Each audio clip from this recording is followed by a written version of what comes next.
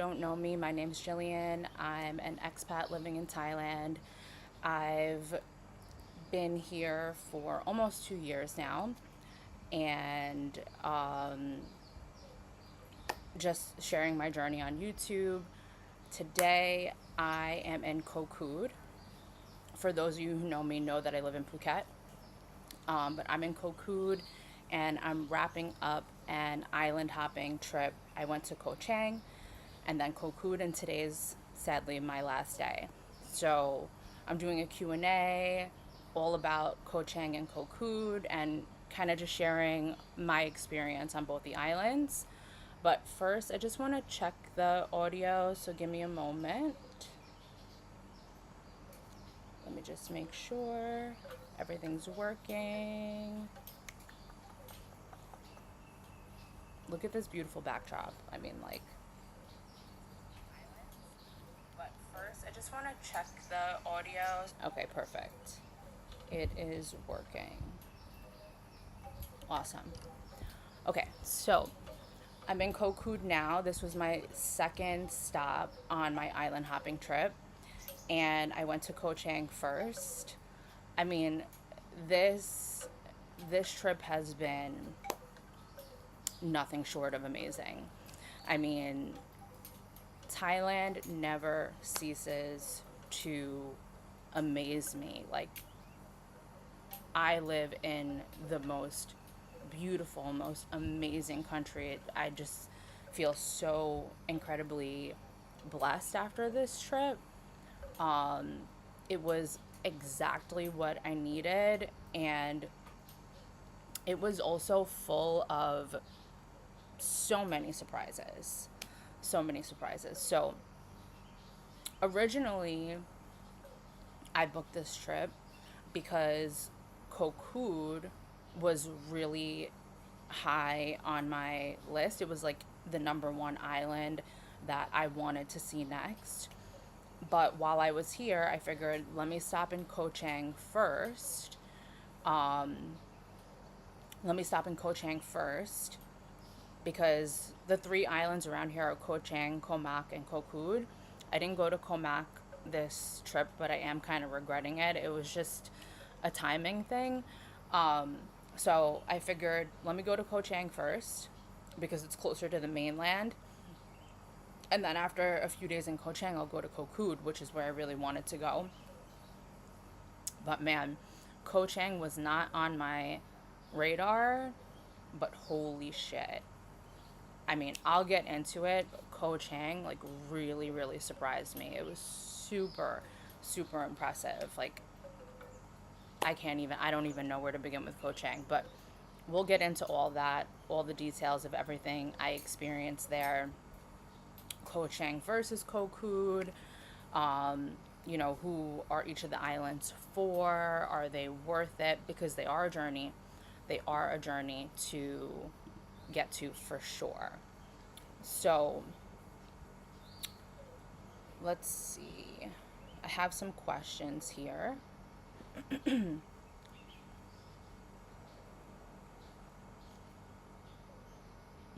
Okay, so I have a bunch of questions. But first, let me get into the journey, right? Because like I said, both of these islands are a little bit difficult to get to, but in my opinion, if you have time, if you live in Thailand, or if you're traveling here and you have significant time, I would definitely make the effort and make your way to these islands because they are so worth it. So worth it. Um, so I live in Phuket. So I was making the journey from Phuket, which is even further journey than most people would probably start from. Most people would probably start from Bangkok. So I started from Phuket because that's where I live. I had to fly to Bangkok. From there, I had to take a van, 5 hours. From there, the van actually drives directly onto the ferry. The ferry is about 30 minutes. And then the van drives off the ferry and drives you directly to your hotel in Koh Chang. And that I booked through Want to Go Asia. I can provide the link to the exact transfer that I used. Hi, if you're joining, my name's Jillian. I'm an expat living in Thailand, if you don't know me. And I've been here for almost 2 years now. I'm just wrapping up an island hopping trip, so I'm just sharing my experience. So the way that I just described, that's one way of getting to Koh Chang. There is a second option. You can fly to Trat, and from there you would have to get a transfer to the ferry and then take the ferry from there. In my opinion, even though it was a long drive, calculating like getting to the airport early, and then I don't think in Trat they have any like Grab or Bolt or anything like that. So then getting a taxi and all of that, it was just easier to book the transfer that included the van to the ferry and the van to the hotel. Even though it was long, like it was honestly a super uh smooth ride. I mean, and the driver was driving fast. I mean, he was on time. Um, but even though it's long, it is super easy. Again, like I said, I'll provide the link, my Want to Go Asia link for the transfer that I booked. Honestly, seamless experience. They texted me the day before to confirm where I was being picked up from. I was being picked up from the airport in Bangkok from Suvarnabhumi. Um, they confirmed all those details and what time I should stand by and all of that. It was really like a great experience. Long, like I said, a long journey, but it was very smooth. And they even stopped for the toilet twice, which is like, that's a big priority for me because I drink a lot. Um, so yes, it's a journey. It's 100% a journey, but it is so worth it. So Koh Chang, right? I mean, where do I even begin? Koh Chang is actually a huge island. I believe it's the second largest island in Thailand, second to Phuket. Phuket is the largest island in Thailand. Koh Chang is the second largest. Um, and there are two different sides to Koh Chang. There's the west side, and then there's the east side. Um, the west side is where most people stay, and that's where I stayed. And that's because that's where a lot of the hotels are, and that's where a lot of the restaurants are, your 7-Elevens. Like, there's a lot to, there's a lot of life there, right? So most people stay on the west side, which is what I did. I stayed in the Kai Bay Beach area, which is kind of like in the, if you're traveling from north to south, it's kind of like in the center. Um, so I stayed there, and I liked staying in that neighborhood. There were good restaurants. There were two 7-Elevens on my street, a lot of broccoli shops if you're into that. So I did like staying there. And so on that side of the island, that's where a lot of the beaches are. There's White Sand Beach, which I didn't get to. There's Kai Bay Beach. There's Lonely Beach. I visited Kai Bay Beach. I visited Lonely Beach. Um, so those are the beaches there. Personally, like I'm a little bit of a beach snob, so they weren't the nicest beaches on the west side that I've seen in Thailand. It wasn't the nicest water, like I'm looking for that color. Um, if you know, if you're a beach brat like me. I'm looking for that specific color of water. That's what really makes a beach for me. So it's kind of weird that I loved like I can't tell you how much I loved Koh Chang. Like I absolutely loved it, but it wasn't the best seawater. But there was just something about Koh Chang. Like it has so much charm, it has so much character, it has such a vibe. Like the people there are cool. I don't even know how to explain it. I mean, and it's forget about the sea. Like the scenery is absolutely gorgeous. It's like super mountainous. Um I mean, it's just incredible. Like I have some crazy drone footage of the place that eventually I'm going to upload. I have a ridiculous amount of content from Koh Chang. Ridiculous. Like it's been a long time since I've been to a place where every 5 seconds I'm like, I have to take a photo of this, I have to take a video of that. Like it's been so long since I've been to a place like that. um so yeah, I mean, and I was in love with it when I only saw the west side. So I'll get into the east side in a minute. Let me just check something, just make sure we're good.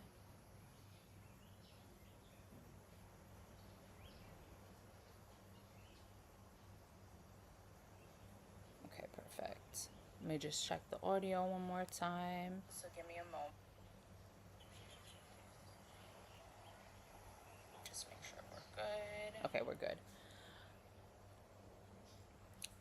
So before I even get into the east side of the island, which was like wow, wow, wow, wow, wow, wow. That's like what I was saying the whole time I was there.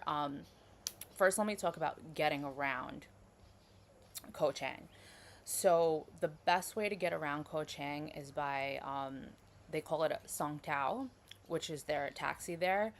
There is no Grab or Bolt on the island. So if you're coming from Phuket or Bangkok or Koh Samui, where you're used to using a ride sharing app, they don't exist on Koh Chang or on Koh Kood, which I am on now.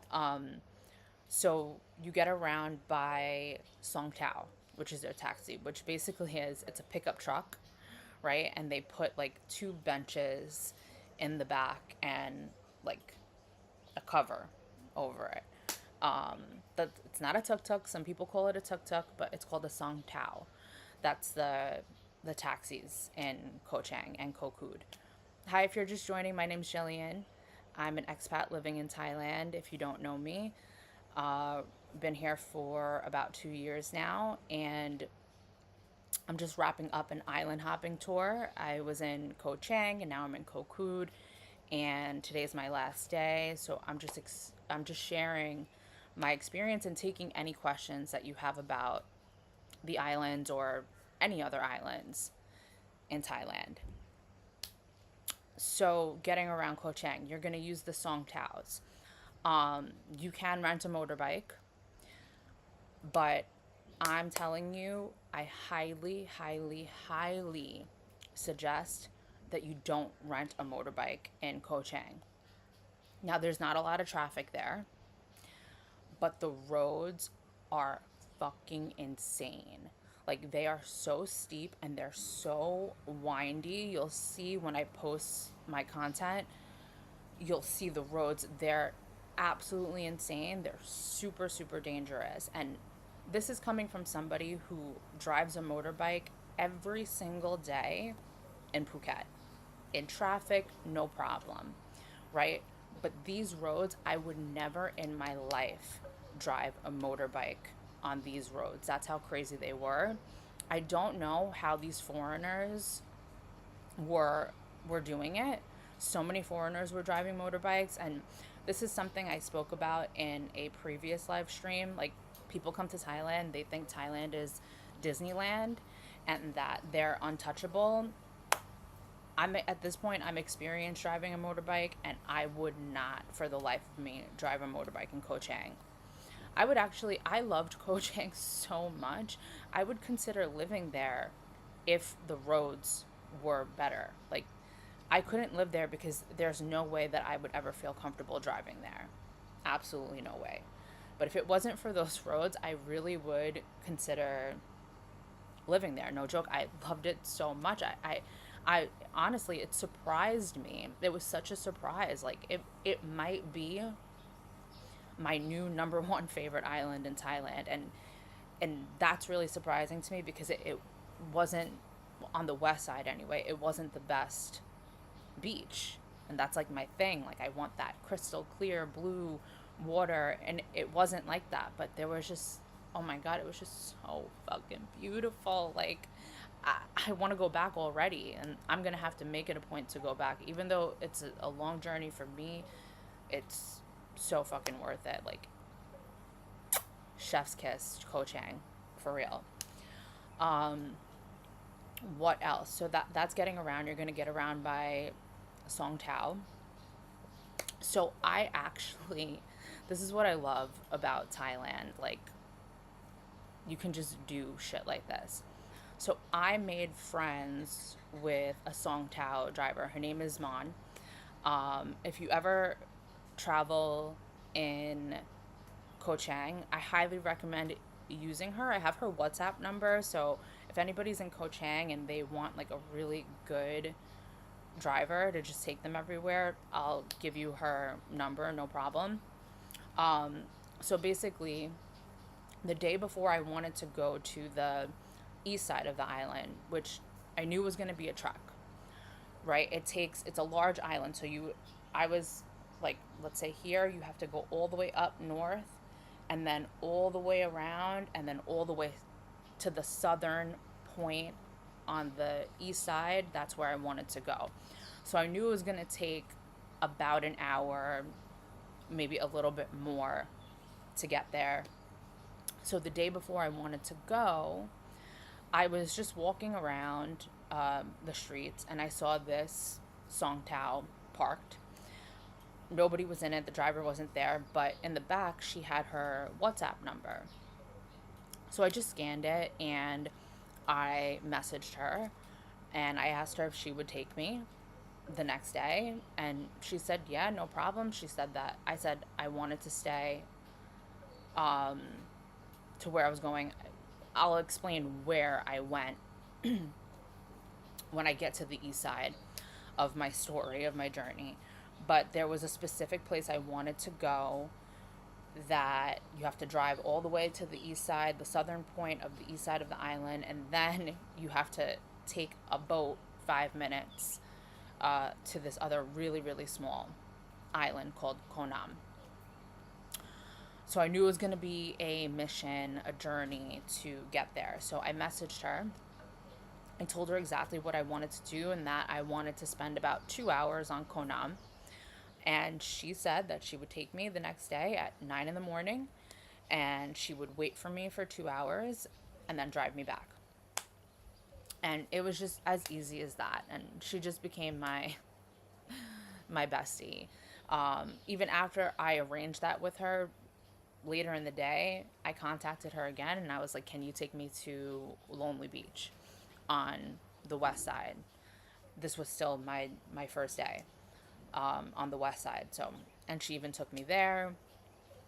And I told her, it was just, she was just so great. She was so great to drive me all that way and wait for me for 2 hours. I mean, this is the shit that you can do in Thailand. It's just so easy. You just walk up to a Song Tao, get their number, text them, and then all of a sudden you have a personal driver for your trip, which she basically was. She's the only Song Tao driver that I used when I was on Koh Chang, because once she made it so easy for me to get to the destination that I really, really wanted to go to, that I did, like, that I knew was a bitch to get to, and I was like, how am I gonna make this work? Once she made that so easy for me, I'm like, I'm only using her. Only using her. So if you need a driver in Koh Chang, somebody who's trustworthy, reliable, gives a decent price, in my opinion, hit me up. I have her number, her WhatsApp number. So that was the west side of the island and getting around. So the next day, I went to the east side. Now, holy shit. How do I even fucking explain the east side of this island? It's like what you would see on a screensaver. I mean, I have never seen views like this in Thailand. I mean, I know that they're everywhere, but like, I'm not exaggerating. It is like, I can't explain the beauty that I saw that day that I went to the east side of Koh Chang. So basically, where I wanted to go was this other little island called Koh Nam. And it's just this like little sliver of beach. It's considered a national park, I believe. So you do have to pay, as a foreigner, you have to pay 200 baht to get in. But basically, how you get there is you drive to the southern part of the east side of Koh Chang, which is, I think it's called Long Beach, around that area. And then you take a boat for 100 baht round trip. It's a 5 minute ride just right across the water to this little island of Koh Nam. Holy shit, man. It was so beautiful there. Like, it brought me to tears. It was so incredibly beautiful. Like, I cannot even believe that I experienced that with my own eyes. I feel so grateful for being able to make it there, and also just so happy that I made the mission, because the day before I found Mon, my driver, I was like thinking, oh, do I really want to make the mission, or do I just want to relax? Like, what do I want to do? But something in me told me, like, no, you gotta go. Like, you have to go. And actually, I was speaking to my friend Shar on Instagram, who has been to Koh Chang twice, and she also really sold it to me. She was like, "Oh, make sure you go to the other side of the island. Like it's really, really incredible." And I was like, "Okay, like, I know that if I don't go, I'll be missing out." So I went to Koh Nam. I mean, I'm gonna post my content soon. All I'm saying is, if you're in Koh Chang, make the mission, get the driver, pay whatever it is that the driver is charging you, and go. It is worth every single penny that I spent, every single minute that I spent in the Song Tao, holding on for dear life, by the way, because, like I said, the roads are fucking insane there. Okay, holding on for dear life. Just sitting in the Song Tao is a workout, because I'm engaging in all of my muscles, right? Just to just to hold on and not fly out of this freaking truck. So it's worth every penny, every minute, everything. You have to go there. Like, it was fucking incredible. So, going if I went back to Koh Chang, I would love to stay on the east side of the island next time, but the only thing about that is there's literally nothing there but nature. Like, there's nothing. Like, there's no restaurants. My friend, she told me that she was basically living off 7-Eleven. I didn't even see a 7-Eleven there. So keep that in mind. Like, if I went back to Koh Chang, I probably would stay on the west side again, because I do like having restaurants around. I do like having the convenience, and then just making the trek an hour, like, to the east side. I would, next time, I would spend more time on the east side. Um, but I don't know if I would stay there. I would have to look at what the accommodations like. Like, maybe maybe some of the hotels are really nice and have good service and like have a good restaurant. If I could find something like that, I would 100% stay on the east side of the island. But it doesn't have that like lively buzz of like a town. It's just straight up all nature. There's literally nothing else there. But man, it is something to fucking see. Like, it is something to fucking see. And again, like I said, what a surprise. Because Koh Chang wasn't necessarily high on my radar. I was more, I was more excited for Koh Kood and just stopping in Koh Chang to check it out on the way. But fuck, man, it surprised the hell out of me. Like, really, I would go back. I would go back. There's not a lot of places that are such a mission that I'm like, that I feel truly inclined to go back. But like, there's something about Koh Chang. Like, I need to make it a point to go back. Like, maybe I'll make a trip where, because I haven't seen Koh Mak, so maybe next time I'll do Koh Chang and Koh Mak because, damn, Koh Chang was it. Koh Chang was it. Totally, totally underrated too. Not a lot of tourists there. Very empty, very quiet. Um, like such a hidden gem. Such a hidden gem, man. I don't know why people aren't going there. I mean, like, listen, I love a hidden gem though. I like to experience it like this before all the tourists get there, but it's my job to share with you if you're coming to Thailand, where I really recommend you go, and you got to put Koh Chang on your list. You really have to.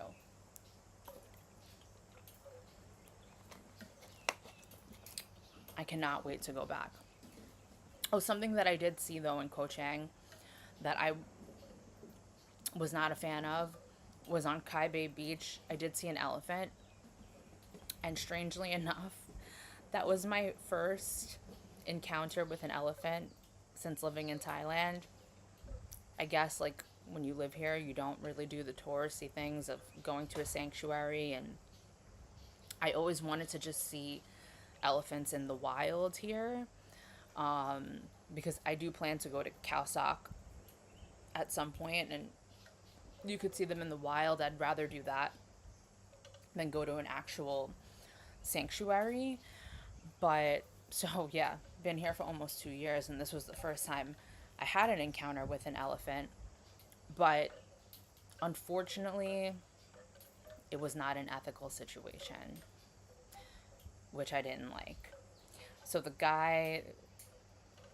Thai guy was riding the elephant on the beach. He stopped, and the elephant like took a dip in the water, which that was fine for the elephant. I'm sure the elephant was hot, and being in the sea was probably nice for it. But then people came and they were like getting on the elephant and taking pictures, like riding the elephant, and that was just kind of sad to see. That's when I walked away.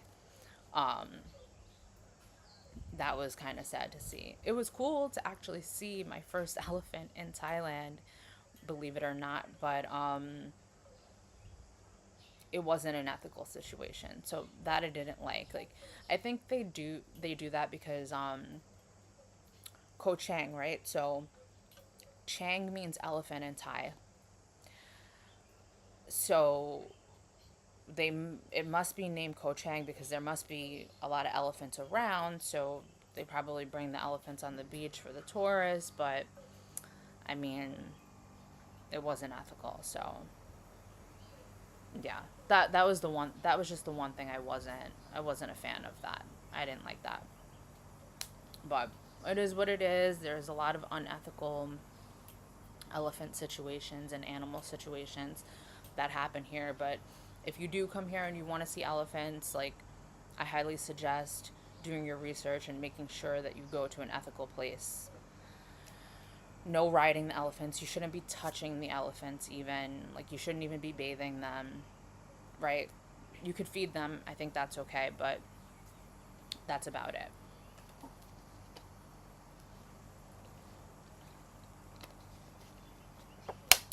So then After Koh Chang, I made my way to Koh Kood, which is where I'm at now.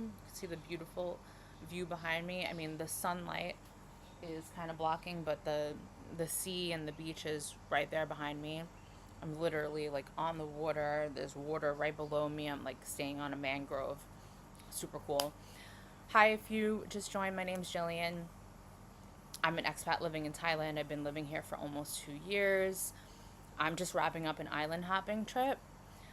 So I'm just doing a Q&A about the two islands, or really any islands if you have any questions about them, and just sharing my experience on these two hidden gem islands that I just had the privilege of visiting. So after Koh Chang, I made my way to Koh Kood. That's where I am now. And again, I arranged the transfer on Want to Go Asia. The Songtao picked me up from my hotel in Koh Chang, drove me to the ferry. This ferry, it's a bigger ferry. They don't drive onto the ferry. You actually get onto the ferry. There's an indoor section and an outdoor section. I stayed on the indoor section with the aircon because it was just so hot. Um, and it was a comfortable ride. It was like about an hour and 45 minutes. They stop first at Koh Mac and then they go to Koh Kood. And then from there, there's another Song Tao that picks you up and drives you to your hotel. Like when you get off the ferry, there's somebody there. They're asking you what hotel are you staying at. That information you had to provide to Want to Go Asia when you book the transfer. So once you tell them which hotel you're staying at, they tell you the number Song Tao to get on. So very, very highly organized. Like all these transfers are highly organized, just like most things are in Thailand. Um, making getting from point A to point B super seamless as always. So the Song Tao then took me to my hotel in Koh Kood. Now, Koh Kood, super remote. It's a very small island. And what's crazy is, this is so fucking crazy for Thailand. There is no 7-Eleven on this island. No 7-Eleven.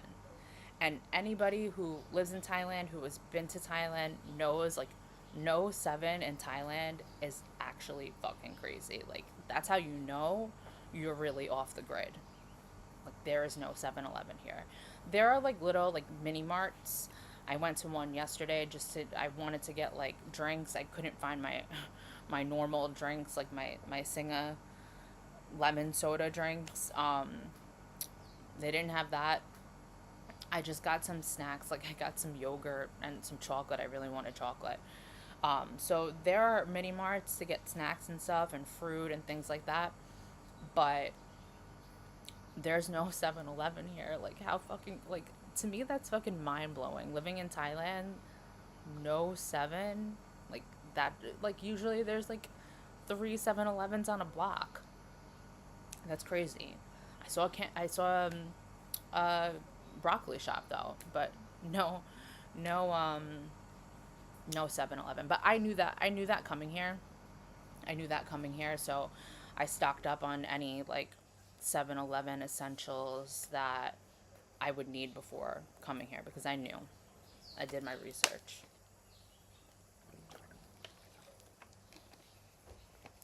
So Koh Kood, they call it, some people call it the Hawaii of Thailand. Some people call it the Maldives of Thailand. But people have called Koh Lipe the Maldives of Thailand as well. The water in Koh Lipe resembles Maldives type of water. I mean, I haven't been to the Maldives, but from photos and videos, Koh Lipe's water, to me, I would say Koh Lipe is the Maldives of Thailand, and I would say, from my impression of Koh Kood, that Koh Kood is the Hawaii of Thailand. Like that makes more sense to me. So it is, again, this is another hidden gem off the beaten path. It is pretty empty here. Here, I did rent a motorbike because the roads are much better here. I mean, there are some dirt roads that are a little sketchy to me, and like, and some parts of the road the pavement isn't that good, so I'm driving carefully, of course. But here, I knew I had to rent a motorbike, otherwise, like, I wasn't be gonna be able to see everything I wanted to see. So I rented a motorbike here. Not that many options for motorbikes. Like, I rented a Honda Click, and I in Phuket I drive a Honda ADV 360, which is a much bigger bike and so much smoother. Like, to me, this bike, it feels like it barely drives. Like, I'm not used to, I used to drive really shitty bikes, but now I drive such a nice, like, smooth bike that I'm kind of spoiled, I guess, but whatever. It's getting the job done. It's getting me from point A to point B. I don't need anything fancy, for the few days that I'm here. I just need to get to the beach. So, it is absolutely gorgeous. But and I love it. Don't get me wrong. I love it. Don't get me wrong. But it just doesn't have that charm that Koh Chang had. Like, the seawater and the beaches are much nicer here than the beaches on the west side of Koh Chang. So if you could mix Koh Chang with the beaches here, it would just be like the perfect place. So yesterday I went to Bang Bao Beach. That was like the number one beach I had saved here. I mean, it was stunning. It was stunning. The water was really, really stunning. It's just so green. It's so jungly. Like, even like the second half of the day that I was there, it became really cloudy. Like, the clouds came in, and normally, like, I like full blown sun, but like it just made everything look so dramatic that I actually loved it too. In the shade, even with the clouds. So that's just how you know you're in like a truly beautiful place. I mean, those of you who are on the same beach vibe as me, I'm like a sun worshiper. It's like I need full sun on me. Like, um, you know, I'm all about the tan. So if you're that type of beach bum, like, then you know what I'm talking about. But when the clouds came in, like, it was so beautiful. Everything looked so dramatic. So Bang Bao Beach, really, really beautiful beach. I highly recommend it. They have like these hammocks, um, swinging in the sea that you can lay on. They have like the iconic like leany palm trees. So that was super beautiful. It wasn't that easy to find, to be honest. I followed the directions on Google Maps, and then I drove all the way down the road, and I didn't see an entrance to the beach. So then I drove around again and made my way down some hill, and then there was a entrance to a restaurant that I know was on the beach, and they told me that I could walk down from the restaurant onto like the public beach, which is what I did. But it was like a hike. Like, I'm like climbing rocks, and then I'm climbing up the stairs, and then I'm climbing back down the stairs, and then I'm like ducking under the dock. It's like, why am I always climbing somewhere to get to a beach? So there's definitely got to be an easier entrance to that beach. But to be honest, I didn't want to drive around anymore to look for it. So I was just like, I'm here. I know this is the beach. I need to get on the beach. I'm just going to walk. Like, I'm always up for a hike anyway. So I was good. I was good with that. So I spent all day on Bang Bao Beach. Um, and then I went to get something to eat. I wanted to go to this restaurant that I had saved called The Corner. Is that what it's called? Let me see. Opening up my maps.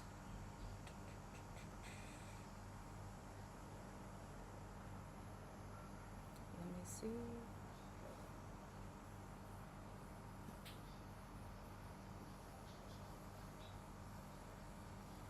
Yeah, it's called The Corner.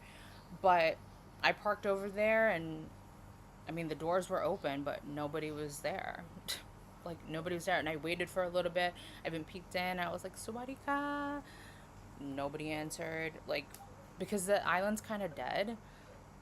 So, I mean, honestly, I don't know how these businesses are really staying afloat. Like, there's really, like, nobody here. So, there was a restaurant across the street called Black Bananas, which I think I also saved in my map. So I just went there at that point. I was starving. Um, so I just went there. So restaurant options, I mean, I'll let you know later today where I end up if I find anything. I mean, the food was good there, but again, not that many options here. It's not as like there's not as much life on this island. So if you're coming to Koh Kood, like you're really coming strictly for like the tranquility and to just be like super remote and super off the grid. Um, don't expect like the convenience that you would get on many of the other islands that you've probably been to traveling Thailand. This destination is strictly for the tranquility and to be like in nature, in the jungle, on the beach, and all of that. So just know that before you come here. Today, I'm gonna explore a few beaches because I'm not done with my trip yet. This is my last day. There's the beach right here. What is this called? Let me look and see if I could pronounce these things correctly. Um, I might go to this beach first just to do like my tan for like an hour. All about the tan. That one is Hod Klong Hin Beach, right behind me. Hod Klong Hin Beach. So I might go there for an hour or two, tan, do some swimming, all of that because it's like super convenient. I don't have to drive anywhere, navigate anywhere to get to that beach. Hi, if you're just joining, my name's Jillian. I'm an expat living in Thailand. I've been living here for almost 2 years now, and I'm just wrapping up an island hopping tour. It's my last day here. I was on Koh Chang and now I'm on Koh Kood. So I'm just sharing my experience on both the islands and answering any questions that you might have about these islands or island hopping anywhere in Thailand. So if you have any questions, just throw them in the chat. I'm happy to answer them. So yeah, I think I'm gonna hit up that beach today, right behind me. Then I know there's one beach. It's called Aljark Bay. I have that saved. It's like a 10-minute drive around from where I am. So I'll probably go there. And then the last beach I wanted to see, it's all the way north. I think it's a 30-minute drive. Let me see, what is it called? That's Klong Han Beach. That's 30 minutes north. So I think I'm going to go there later, like in the afternoon. This one's Klong Hin Beach. That one's Klong Han Beach. So I'll do this one first and then maybe do Aljark Bay just to see it. And then I'll do Klong Han Beach. From the pictures, it looks like really, really clear, crystal clear water. So I'm curious to see it. It's a little bit of a long drive, but driving here is pretty easy. So I mean, and I drive longer in Phuket with the traffic. The only thing I didn't like is at the bike rental place, they didn't have a helmet. I mean, they ended up giving one to me. I think it was the owner's like personal helmet, honestly. Um, but they were like, "Oh no, we don't have helmets because there's no police here." And I said, "Police? I don't care about the police. Like, I need the helmet for safety. Like, I don't fuck around. Like, I do not fuck around when it comes to safety on the bike. Like I said, Thailand is not Disneyland. I wear a helmet every single time I get on that bike. So I don't care about the police. Like, I care about my fucking head." So they ended up giving me a helmet. I think it was like the owner's personal helmet, but it's like one of those like bucket helmets. I mean, like honestly, what is that really gonna do for me? Because I need like the full face, but it is what it is for a few days. It's better than no helmet, right? But I always wear a helmet when getting on the motorbike, always, every single time. So I wasn't, and especially like driving on unknown roads, like I'm not familiar with the roads here, and I don't necessarily know where I'm going. When I drive in Phuket, like most days I'm driving to the same places, I know exactly where to go. So I wasn't playing around. I was like, you better find me a helmet, otherwise I'm not riding this bike. Um, so where was I going with this? Yeah, so I'll be driving 30 minutes north, and then we'll see. I'll find something to eat, and then probably call it an early night because I gotta make the journey back to Phuket tomorrow. I gotta wake up at 5 a.m. I'm getting picked up at 7:30. Gotta take the ferry, a longer ferry, all the way back to Trat, and then get in the van or bus to drive 5 hours to Bangkok to Suvarnabhumi. And my flight isn't even until I think 10 p.m. So I'll get back to Phuket. I'll get back to Phuket around 11:30, and then I gotta get in a boat and that drive home. Well, at that time of night, it probably should take me 45 minutes, but it's gonna be a long day tomorrow. But it's okay. Like I said, totally worth it. I'm like so happy that I did this because for this trip I was like so in between, like where should I go? There's so many places on my Thailand list that I still want to go. It was like either between these two islands, or I've been meaning to go to Koh Samui and Koh Tao, and the Gulf Islands for a while, but just like from what I've been seeing, because it still is technically high season's dying down, but from what I've seen, those islands have been like super, super packed. I just wasn't in the mood. I just wasn't in the mood to deal with all the tourists. I wanted to go somewhere that was going to be just like this, like empty. These two islands were fucking empty. Like I've had them all to myself. Like you wouldn't even believe I'm in the same place as Phuket, the same country as Phuket where I live. That's like super packed. Um, so I'm so happy I chose this. Like Koh Sak was also on my list, but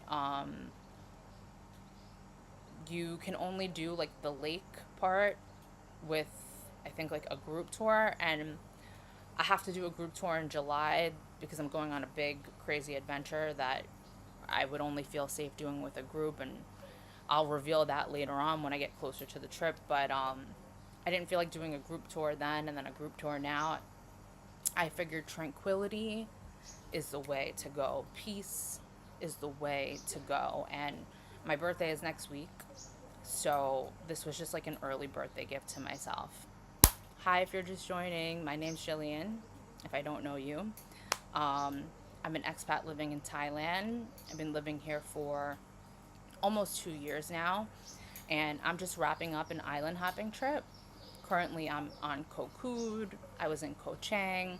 So I'm just sharing my experience on these islands and taking any questions that you might have about these two islands or any islands if you're considering island hopping in Thailand. I've been to a bunch of islands now. So I'm here to answer any questions. If you have any, just drop them in the chat.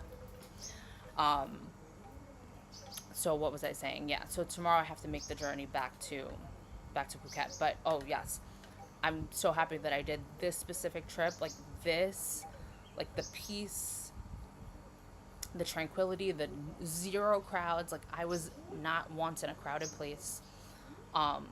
This was exactly what I needed, and it was the perfect birthday gift to myself. Um, yeah. And I say birthday gift because I did splurge on the accommodations.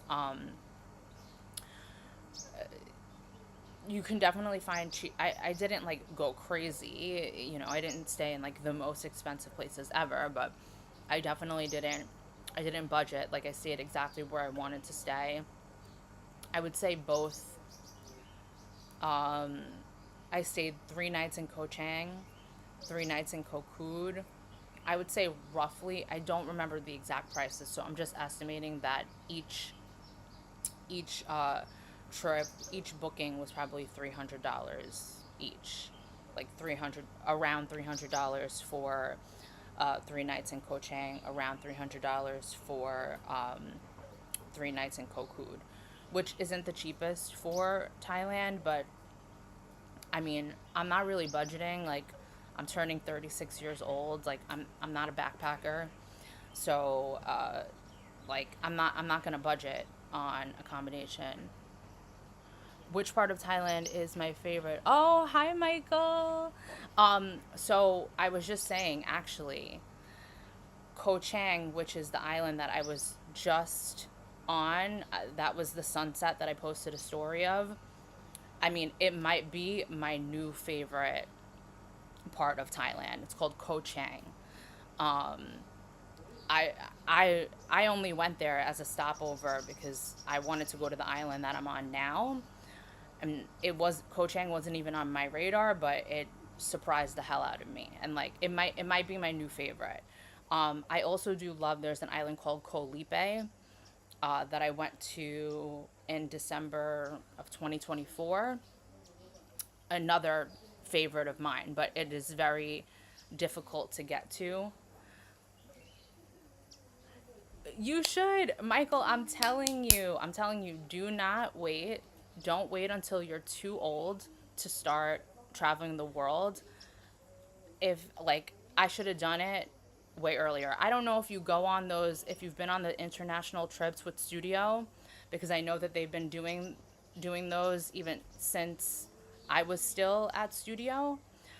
But when I was in high school at Murrow, they had those international trips like to Spain, and I, like, for some reason wasn't interested, and that's like my biggest regret, is that I didn't have any of those experiences when I was younger and had no bills to pay and had no responsibilities or anything like that. Um, yeah, and that's okay, but if you didn't, you can still do it on your own. And I highly suggest that you do it while you're young and you don't have responsibility. They just went to Switzerland and Italy. Yeah, I think I saw that. I saw that on Mr. Vinny's Mr. Vinny's Instagram story. I figured that he was on a school trip because he was in Switzerland, and I thought that was so random for Vinny. I was like, there's no way he's just in Switzerland alone. I bet that they're doing a group trip right now. But I would say do it in college. I know you're graduating this year. Do it, just do it. I waited until I was, how old was I when I first started traveling? I was 29. I mean, I had been like to the normal, like I had traveled around like to Florida. I had traveled to Mexico and Dominican Republic and all those types of places. I've been on cruises when I was younger. Yeah, 21 is a good age. 21 is a good age to start. I think that's perfect. I started when I was 29, and the reason why I did wait so long is because I was always waiting for somebody to come with me. Like, I didn't want to go alone, and I was waiting, waiting, waiting. But the thing is, when you wait for somebody, then it doesn't happen. So now, I just travel alone. I travel everywhere alone because if I wait for somebody to be available to come with me, then I'm never going to go anywhere.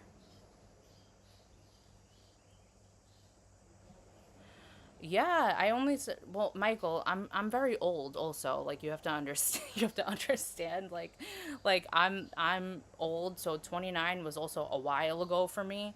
Um so but yeah, I only started traveling Europe and Asia at 29, but let me tell you, once I started, I hit the ground running, because once I traveled to Europe for the first time, I just had the itch. I was like, now I need to go everywhere. I want to go everywhere. So once I started, I just didn't stop. It's like an addiction for me. Like, I'm addicted to traveling. So addicted to traveling, Michael, that I moved halfway across the fucking world. Okay? That's how addicted to traveling I am. That I moved halfway across the world. So what yeah, so 29, like I said, my biggest regret is that I didn't start earlier. So if you want to start at 21, Like, I encourage it.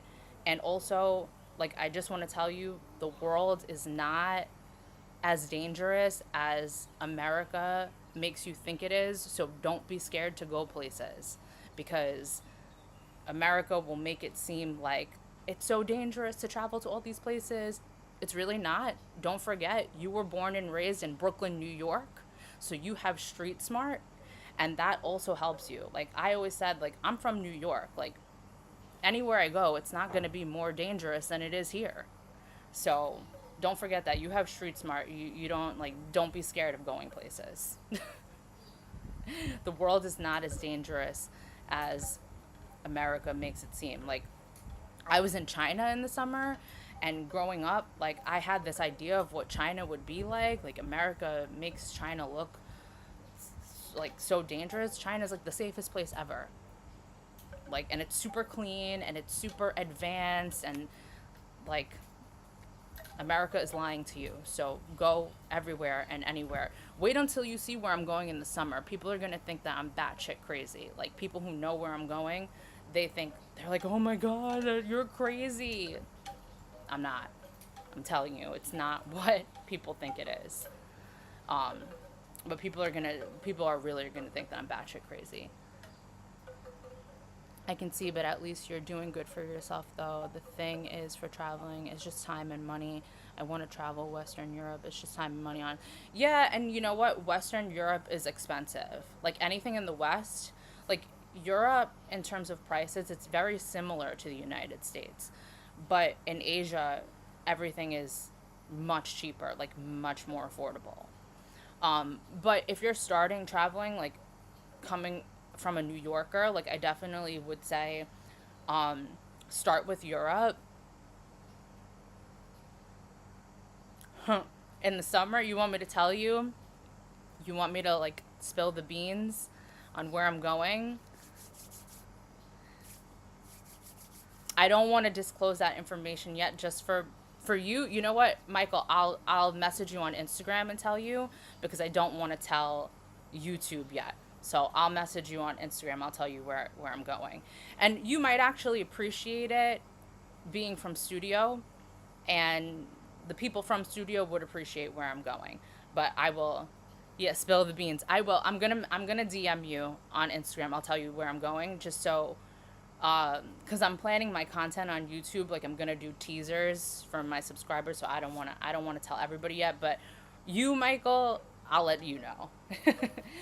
You're allowed to know. Um, yeah. So, but for coming from New York, I would say definitely start with Europe. If you're just starting traveling internationally, Europe is like an easy start, because it's actually very similar to the United States. It's just way prettier. But like, the way things operate, the way things run in Europe, it's similar. So it's good to start traveling in Europe. Um, you are special. And say hi to your dad also for me. Say hi to Mr. Katz and tell him that I miss studio. And your brother. And your brother. What's your brother been up to? Is he doing well?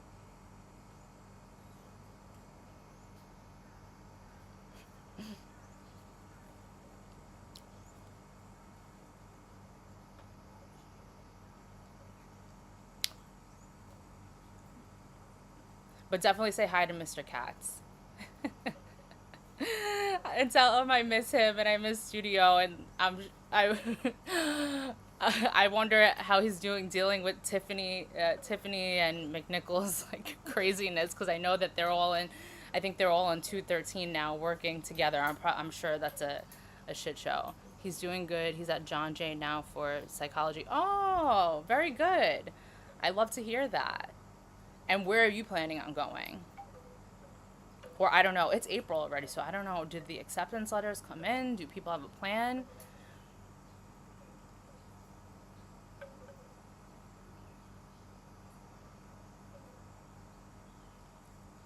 I forget what time of year all of that happens.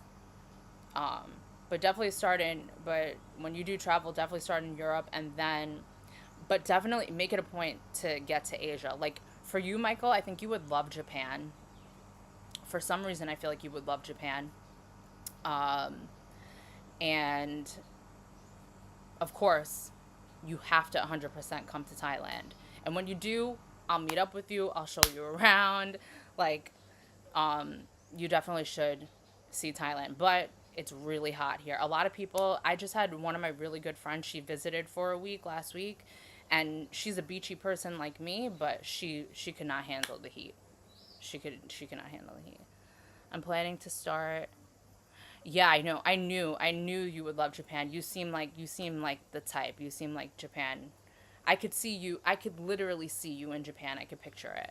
I'm planning to start slow. I want to do Kingsborough for audiology and then transfer to Brooklyn to finish. That's a really good idea, Michael. Because honestly, like I wish I would have done that, like done Kingsborough first, because you're getting your gen ed requirements anyway, and then it gives you time to kind of figure out like if you're sure of what you're doing. So that's a great idea. But you were always so smart and such a good student. I hope you still are. um, so wherever you go, I know you're gonna be successful. And yes, 1,000% you'll come to Thailand. Like, you have to. You have to. It's like it's amazing. Like it's just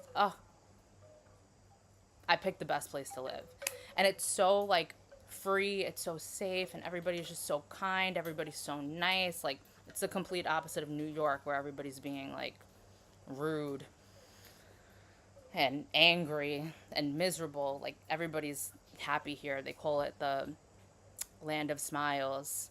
Um, Hi, if you're just joining, my name's Jillian.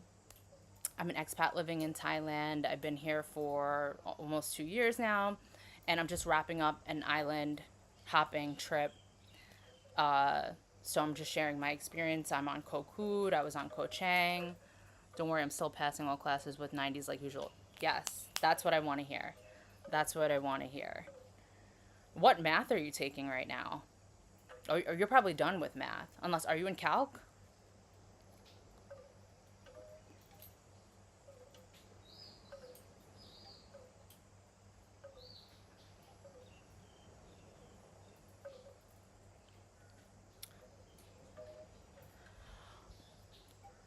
I get that. But it's so, depending on where you go, a lot of places, no math. You're done. You're done with math. Good for you. The language barrier is actually not that bad. Everywhere I have traveled, except for China, everybody speaks. Everybody speaks enough English to get by. Like even in Thailand, I mean, I speak a little bit of Thai now just because I've been living here for 2 years. So you kind of just you learn a little more than the basics. But if you're coming as a tourist, everybody speaks enough English for you to get what you need. Same thing in Japan. I thought Japan it was going to be a hard language barrier. No, everybody spoke enough English to get by. It's only China. China, there's zero English. Zero. None at all. Like China does not care to learn English because they're the thing is most countries like they make it a point to know enough English because they thrive off tourism. China could give a shit about tourism. China just does their own thing. Like China is its own. Yeah, so there's no English. Places I do want to go: Norway, Germany, Italy, England, Japan, Thailand, maybe China, probably like Belgium. Oh yeah. Okay, so I want to see Norway for sure. I've been to Italy, England, Japan, Thailand, and China, and Belgium. Um, but those are all really really good. You have a good list going, and Michael, as you travel, that list is just going to grow. Like because the more places you go, the more places you travel to, like then you just want more and more and more and more. Like so that's a good starting list. Like you should definitely make a list, like a checklist, and actually make it a point to check them off. Like I just recently made a 40 before 40 list, like 40 things I want to do and places I want to go before I turn 40. And I'm already checking them off because the list is holding me accountable. I'm like, okay, the clock is ticking and I need to make sure I get this list done. I still have time. not that old yet, but still, like, so make a list, hold yourself accountable. All those places, I feel like Norway is pretty safe. Uh, the only thing I heard is that Norway has okay food. Like me, I don't like fish, so yeah. Listen, there are places that I also struggle with food, Michael, because I can be like kind of a I can be 2 more years. I'm not that old either. I'm turning 36 next week, Michael. Not 38. Um, damn. um, so I also struggle with food in some places because I can be kind of a picky eater. So, like in Vietnam, oh my God, in Vietnam, I went to Vietnam when I was still, no, it's okay. When I was still at studio, I don't know, I was your teacher when I went to Vietnam for spring break. And I barely ate anything there. Like I really like, I think I lost like 10 pounds when I was in Vietnam because I didn't eat anything because like I saw the way they made the food and the food was kind of dirty, so it just turned me off. Like I didn't eat until I found a Pizza Hut. So yeah, so I struggle with food in some places too cuz I can be a picky eater. So in Norway, I know what you're saying. It might be hard to find food depending on where you want to go. If you go to like the cities, like the capital, I'm sure they're going to have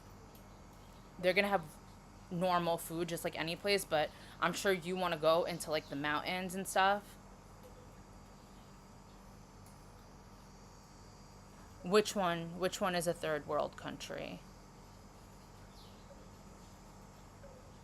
It's three. It's third world countries. I really don't want to go. Which one? Don't worry about this third world country nonsense. The United States is a third world country. That's what I learned from moving overseas.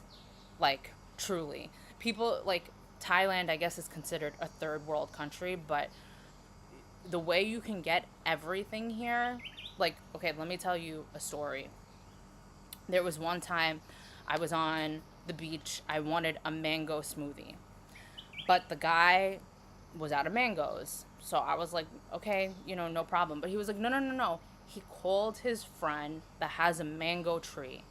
The friend knocked down the mango from his mango tree and drove on his motorbike to the beach, um, and delivered the mango so I could get my mango smoothie. So like, sir, like you can literally get anything you want here at any time, any way they make it. No, oh, okay, yeah. No, I was just going on my rant about the U.S. being a third world country because once I moved to a third world country, like I realized the United States is actually a third world country. It's crazy, but yeah, but the food. So yes, like that's what I felt like in Vietnam, like that the food was dirty. Thailand though, like the street food is actually really clean. I've never People say, "Oh, you got to watch out for food poisoning." I only got food poisoning once in Thailand and it wasn't from street food. It wasn't even from food. It was from a coconut smoothie. There were some bad coconuts going around. Like everybody was getting sick from the coconuts and that was the only time that had any stomach issues from the food in Thailand. Like everything is really clean here. But it depends on where you go. Like I haven't been to India yet. India's on my list, but from videos that I mean, then again, I don't know until I've gotten there, but from the videos that I've seen, like I don't think I'll be eating the street food in India. Like I don't. I might starve before I do any of that. But yeah, but service in Thailand is phenomenal. Like they will get you whatever you want. They will make sure that you get it without a doubt. Yeah. Yeah. Anything you want, you can get here. Like they make it happen for you. Where in the United States, I feel like they do not care to make anything happen for you. Service is terrible in the United States. Nobody wants to do their job. Everybody's rude. Everybody gets your order wrong in the United States. Like, please. Yeah. But yeah, I get it. I'm picky with food, so sometimes you just have to like you just make it work. Be prepared, get snacks, like I don't know. But in Norway, I don't think you should have a problem so much with the with food. I'm not a big fish eater either, but anywhere I've been to in Europe, I've been able to eat anything. All right, 1 minute, same shit, different day. I have to run to the toilet. I'll be right back.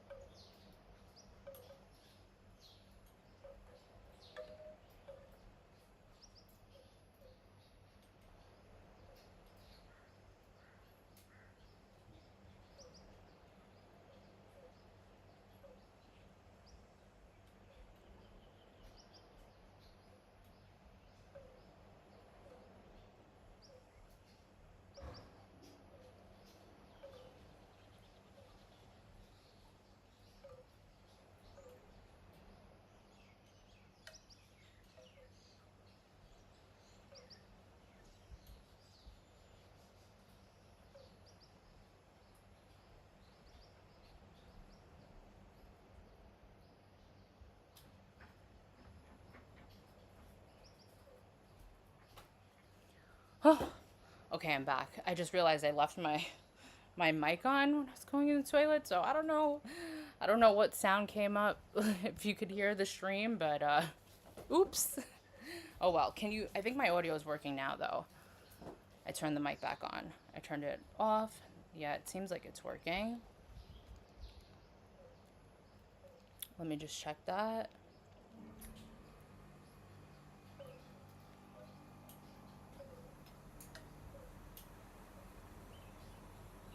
Though. I turned the mic back on. I turned it off. Okay, yeah, it's working. It seems like nothing happened. Okay, good. Whatever. It is what it is. If it did, it's I don't care. And that's just also something that I've developed. I don't even care anymore. What I look like, what I sound like, what people think about me. I just don't care. Um okay, yeah, great. Um so yeah, any other questions that you have about traveling? And also like you have my Instagram, so even years down the line when you turn 21 and you want to start traveling and you have questions about planning something, just hit me up. Like I'm more than happy to help you and give you any insight on that. Hi, if you're just joining, I'm Jillian. I'm an expat living in Thailand. I've been living here for almost 2 years now. Just wrapping up a island hopping trip. I'm on Koh Kood right now. I was on Koh Chang previously, so I've just been sharing my experience and answering any and all questions about island hopping here, island hopping around Thailand, just Thailand in general, travel in general. I'm your travel guide. Yes. And I'll give you the premium VIP treatment, Michael, for you. Put a lot of time and effort into your itineraries because it's you. Because you're Michael Katz.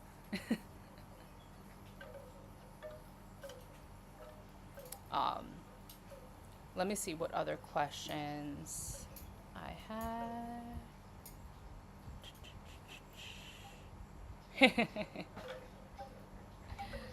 um, yeah, but very as for these two islands that I was just on, like I'm very very impressed. Like I'm so happy that I did this. So happy that I came here. Uh, yeah. Because I and then I almost I like I said there were so many places that I wanted to go, Um, it's spring break right now. So, I mean, I work remote, so I can travel. Um, I can travel at any time that I want and go anywhere because I work remote.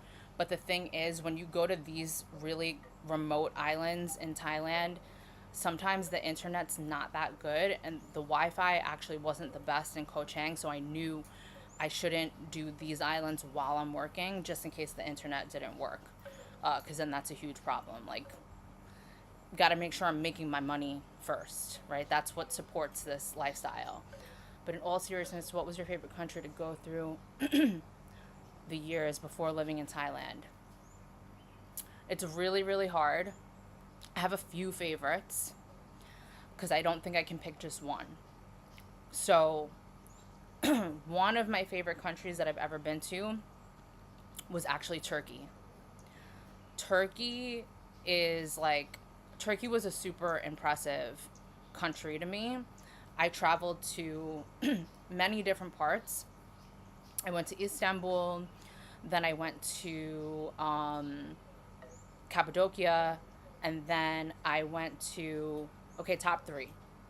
And other than Thailand, right? Because Thailand now is my number one, but we won't count we won't count Thailand since I live here. So other than Thailand, top three would be Turkey. Like I said, I went to Istanbul, Cappadocia, and then I went to the coast and did a road trip down the coast and then back to Istanbul. Turkey impressed me a lot. Because every single place that I went in Turkey, it was like completely different. So like anytime I was still in the same country, but I felt like I was in a completely different place every destination that I went to. So I would say Turkey for sure. Let me think. Because I only have top three. Japan. Like, I've been dying to go back to Japan for a while. I didn't do like only the typical tourist place in Japan. I did the standard Tokyo, Kyoto, Osaka. Um, but then I also like went into the mountains, and it's called the Nagano province. I went into the mountains, and there are these like little old towns on this hiking trail. It's called the Nakasendo Trail. So before there were any cars or trains or means of transportations, people used to walk this trail to get from Tokyo to Kyoto or from Kyoto to Tokyo. And I mean, it would take them weeks and weeks and weeks to walk it, but they still have these little, they're called post towns. Um, so I did that in Japan in addition to like the typical touristy things, but Japan is definitely in that top three. Great country, great country. I don't really love like going to cities. I think growing up in New York City, I feel like I'm always trying to escape the city when I travel. Because I feel like once you've seen New York, it's like, what other city is going to be crazier than that? But I loved Tokyo, and I loved Kyoto more. Like, Kyoto is an old city. Tokyo is like a new, um, more, how do you say it? Like a like more modern techie city. I loved both of them. They're completely different, but Kyoto was my favorite. Like, so cute, so much charm. So Turkey, um, uh, Japan, and I need one more. Oh my god, it's hard to. Where have I been? Everywhere. And I have to say China. China is crazy. Like, and the thing is I only scratched the surface of China. China is massive. I have to go back. I have a 10-year visa for China, so I can go in and out of China as a tourist for 10 years. Um, and I did that because, well, it's very hard for an American to get a visa to go to China. So it's a whole process and it's expensive. But once you get the visa, it's good for 10 years. but it's worth it because China is so huge. You can't see it all at once. So I went to Beijing. I did the Great Wall of China. From there, I went to Zhangjiajie. That's where the Avatar mountains are. Um, I don't know if you've seen that, but like Avatar was inspired by this national park in China. I went there. Views were fucking incredible. Like, it's crazy. And then I went to, well, from there, I went to two like ancient towns in the region. And then I went to Chongqing, which is it's like a kind of like futuristic city, and it's a vertical city. It's built vertically. So like when you're walking, you think you're on ground level, but then you look down and there's like another city below you and then another city below that. So it's like a city built vertically. It's really uh crazy. So China to me was super impressive just because like it's so impressive, and again it's so like there's so much natural beauty in China other than the cities, like other than the typical like Shanghai and things like that. They have like really cool futuristic cities. Beijing was an old city, so I saw an old city, I saw a futuristic city, and I saw the mountains. So I need to go back to China because there is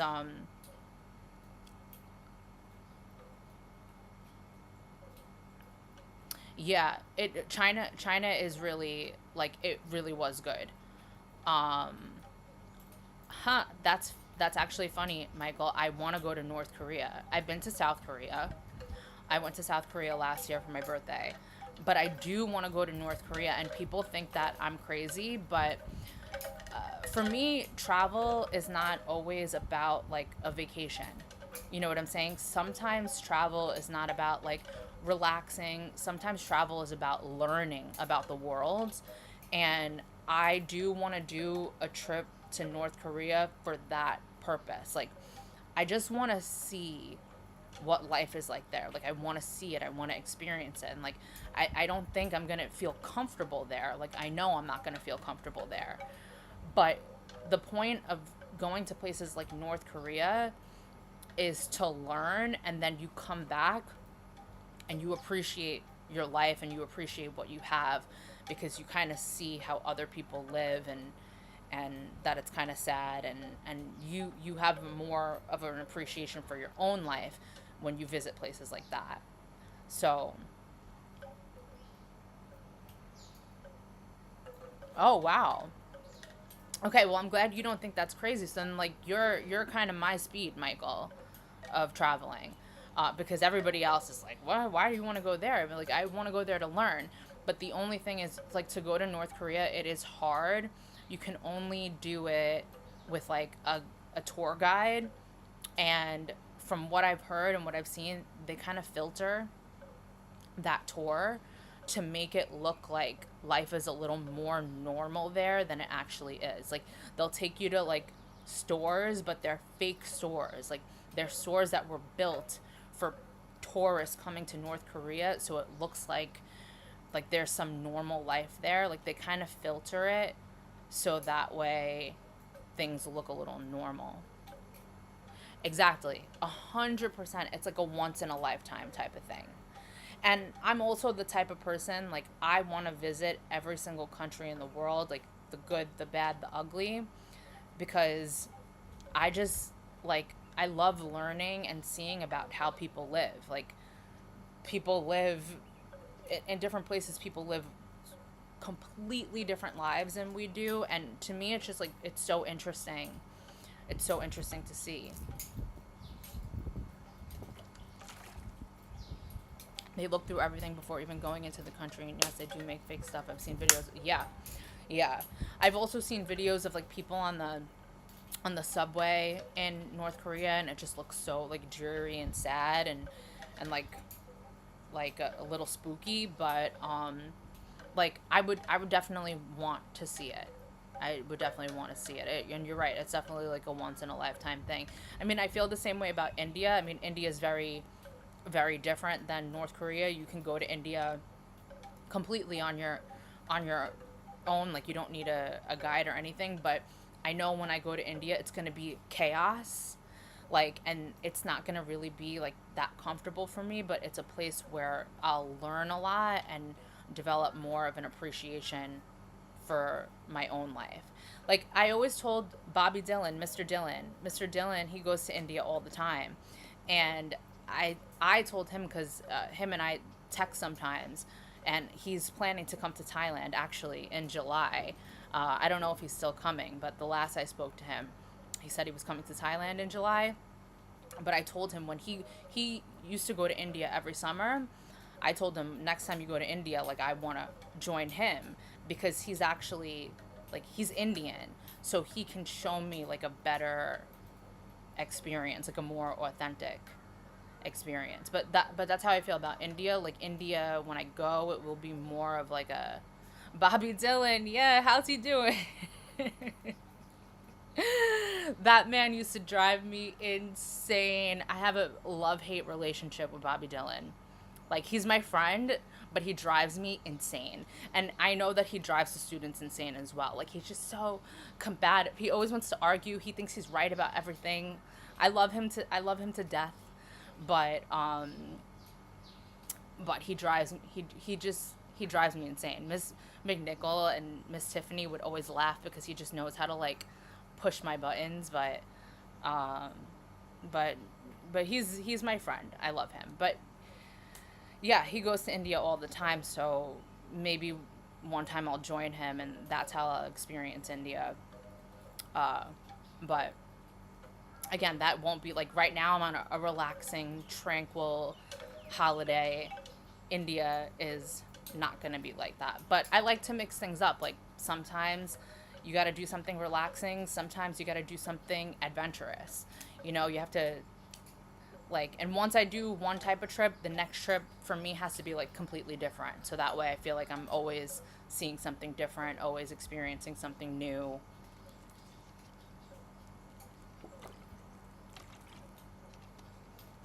Yeah, but the world is huge. Like, there's so much to see. So, Michael, you're so young, um, that, like, I'm so excited for you to start traveling. He's doing okay. His accent is still bad, and he's the volleyball club person. He isn't really that good, honestly. I'm better. But he is still pissing students off and everything. That's what my friends always say about it. I can imagine. Bobby Dylan is the type of man that will never change. He will never change. I know that for a fact. Like, he is who he is. And I know exactly why he pisses the students off, because he pisses me off for the same exact reasons. For the same exact reasons. And yeah, I don't know. He's been the volleyball coach. I can't believe he's still the volleyball coach. I ain't never seen him play any sports in my life. But but he's the volleyball coach. But I love him. I love him to death. As a colleague and a friend, it's a little bit different. If I was a student, I would die. I think I would die if I was a student. Uh, but he is who he is, and he will never change. I know that for a fact. He will never change. Um, yeah. But no, Michael, like I was saying, I'm really excited for you, to start traveling young. 21, I think, is a great age to start doing it. 'Cause let me see. You're probably 18 now. 17 or 18. Um, 19, 20, 21. So that would be like that will be like right after you're done with Kingsborough. You'll probably be turning 21, like around that time, and that's a good time to start. And I know you said, like, you have to have money to travel and whatever. Um, that's true. But when you're 21, I'm going to start going because I want to go eat. And I'll let you know about any questions I have. Honestly, it was good talking to you again. And thank you for answering my questions and everything. Because I just don't know where. Okay, Michael, enjoy your food. And yeah, of course, it was good talking to you too. I miss you and I miss studio, and like it feels good to connect with you this way. You're 17 turning 18. But yeah, definitely whenever you have any questions, just message me and I'll definitely answer them, and I'll send you a DM. I'll let you know where I'm going in the summer, since I'm not going to say it here. But it was nice talking to you. We'll talk again soon. Yeah, for sure. For sure.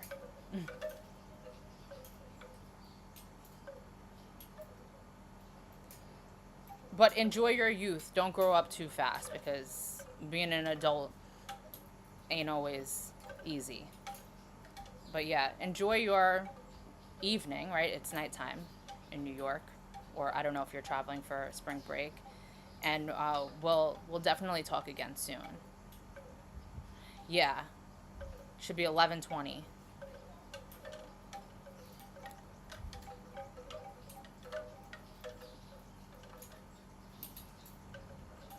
Yeah, but we'll talk soon.